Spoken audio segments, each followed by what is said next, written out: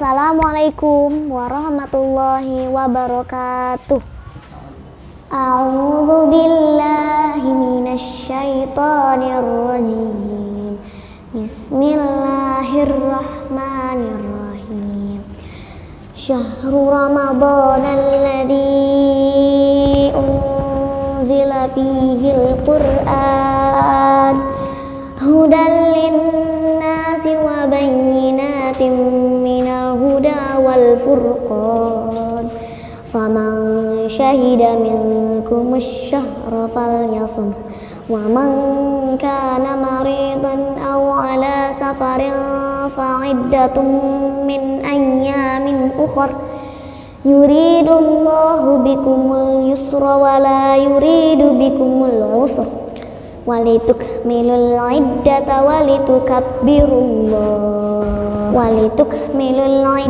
walitukabbirullaha ala ma hadakum wa la'allakum tashkurun. Shadaqallahul adzim.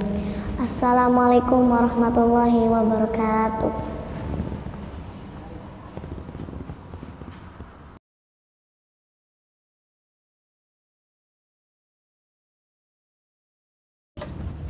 Bismillahirrahmanirrahim. Assalamualaikum warahmatullahi wabarakatuh. Alhamdulillahilladzi anjala sakinata fi qulubil mu'minin liyazdadu imana ma'imanihim walillahi junudus samawati wal ard wa kana Allahu aliman hakima. Asyhadu an la ilaha illallah wahdahu la syarikalah wa asyhadu anna Muhammadan abduhu wa rasuluh la nabiyya wa la rasula ba'dah. Anak-anak yang soleh dan solehah, alhamdulillah, hari ini Allah Subhanahu wa ta'ala menunjukkan rasa kebesarannya kepada kita sehingga kita masih bisa melaksanakan ibadah yang menjadi kewajiban kita, yaitu berpuasa di bulan Ramadan. Nikmat yang tidak ada tertaranya. Bulan Ramadan merupakan bulan yang sangat dinanti-nanti oleh seluruh hamba Allah di muka bumi, yaitu hamba-hamba orang-orang yang beriman. Karena di dalamnya pahala begitu besar, ampunan Allah begitu luas, surga Allah dibuka dengan selebar-lebarnya. Masya Allah, itulah keutamaan bulan suci Ramadan. Semoga bulan Ramadan mengantarkan kita menjadi orang-orang muttaqin, yaitu orang-orang yang bertakwa. Anak-anak yang saleh dan salihah, berbicara tentang bulan Ramadan, ada suatu kejadian yang begitu besar, kejadian amat luar biasa di bulan suci Ramadan. Ada yang tahu? Ya, 1500 tahun yang lalu ada seorang pemuda yang menghindari kegiatan-kegiatan bangsa Quraisy pada saat itu. Dia adalah Muhammad bin Abdullah ibni Abdul Muttalib. Beliau adalah Muhammad sallallahu alaihi wasallam. Di usia 40 tahun, beliau melihat kegiatan-kegiatan orang-orang kafir Quraisy pada saat itu yang begitu menyedihkan. Melakukan kemaksiatan, membunuh anak-anak perempuan, mengadu nasib dengan anak panah, dan masih banyak lagi kemaksiatan dilakukan oleh bangsa kafir Quraisy. Hubbal, Lata, Uzza adalah berhala-berhala yang disembah oleh bangsa-bangsa Quraisy pada saat itu. Miris melihatnya. Saat itu Muhammad menghindari kegiatan-kegiatan tersebut. Beliau pergi ke sebuah goa. Tepatnya pada tanggal 17 Ramadan, awal masa-masa kenabian.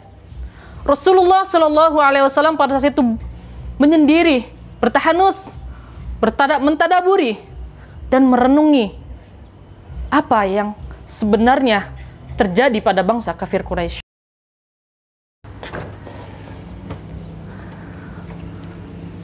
Anak-anak yang salih dan salihah, 17 Ramadan, saat itu Rasulullah Shallallahu Alaihi Wasallam menyendiri di dalam Gua Hiro. Tak lama dari itu, datanglah sesosok malaikat yang belum pernah dilihat oleh Rasulullah. Ia datang, membekap Rasulullah dari belakang, seraya berkata, "Ya Muhammad, Iqra." Lalu Muhammad berkata, "Ma aqra'u, aku tidak bisa membaca." Dibekap lagi Rasulullah dengan kuat sambil berkata, "Ya Muhammad, Iqra." Lalu Rasulullah pada saat itu berkata, "Saya tidak bisa membaca."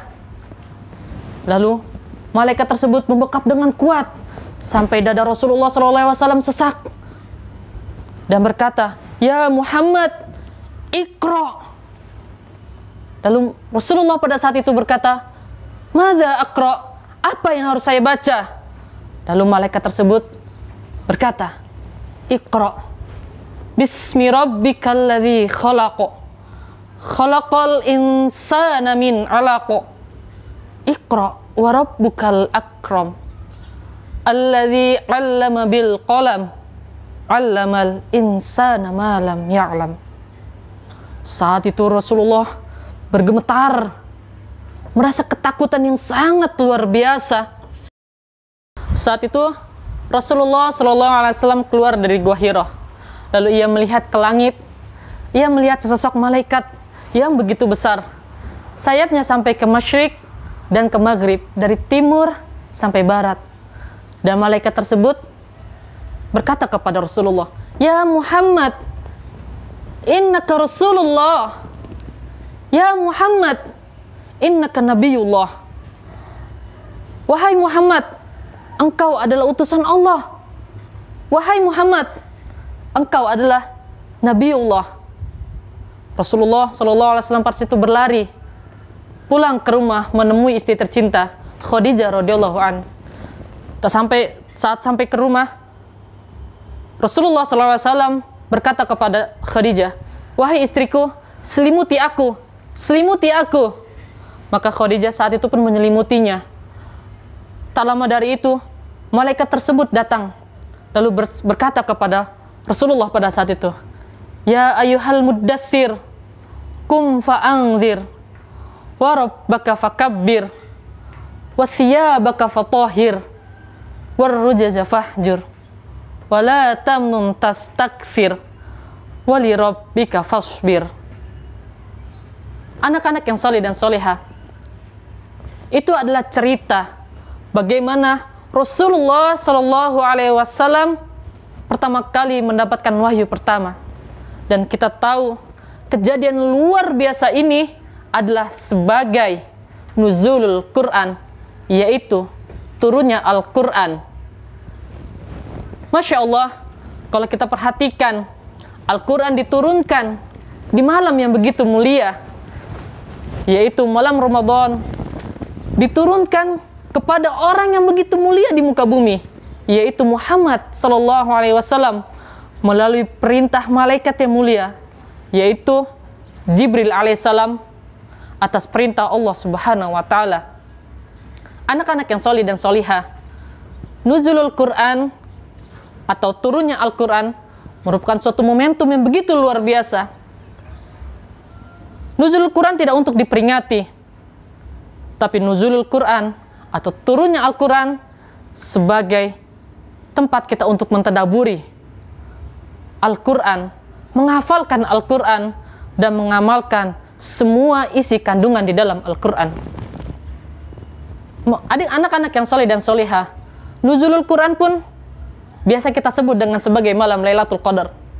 Allah Subhanahu wa Ta'ala berfirman, "Inna anzalnahu fi lailatul qadr, wa ma adraka ma lailatul qadr, lailatul qadri khairum min alfi sahr, tanazzalul malaikatu warruhu fiha biizni rabbihim min kulli amr. Salamun hiya hatta matla'il fajr. Yaitu malam Lailatul Qadar sebagai malam yang mulia, lebih mulia dari 1000 malam. Barang siapa, kata Rasulullah SAW, yang beribadah pada malam tersebut, maka Allah Subhanahu wa Ta'ala akan menghapusi semua dosa-dosanya selama 83 tahun atau 1000 bulan. Sungguh luar biasa, Masya Allah, semua keutamaan-keutamaan di dalam bulan suci Ramadan ini. Semoga bulan Ramadan ini mengantarkan kita dan kita bisa meraih malam Lailatul Qadar, agar kita kelak menjadi hamba-hamba Allah yang dijamin masuk surganya Allah Subhanahu wa Ta'ala. Anak-anak yang soleh dan solehah, kisah dari Rasulullah SAW tersebut menghindari bangsa Quraisy yang saat itu sering melakukan kemaksiatan, sehingga Rasulullah SAW mendapatkan wahyu pertama di bulan suci Ramadan dan sebagai pertanda turunnya Al-Quran. Anak-anak yang soleh dan solehah, oleh sebab itu, mari kita senantiasa selalu membaca Al-Quran di bulan suci Ramadan ini. Karena perintah Allah adalah Iqra, bacalah. Bacalah Al-Quran dengan tartil. Baca Al-Quran dengan khusyuk. Bacalah Al-Quran dengan benar-benar menghayati dengan keimanan kita dan rasa cinta kita kepada Allah, kepada Rasulullah, dan kepada Al-Quran itu sendiri. Semoga kisah dari nuzulul Quran dan kultum singkat ini sebagai momentum kita untuk bisa mencintai Al-Quran, mencintai isi kandungannya, dan mengamalkan Al-Quran. Demikian yang bisa Ustadz sampaikan. Semoga kalian tetap senantiasa mencintai Al-Quran. Dan Ustadz akhiri, aku liqouli hadza wa astaghfiru li wa lakum.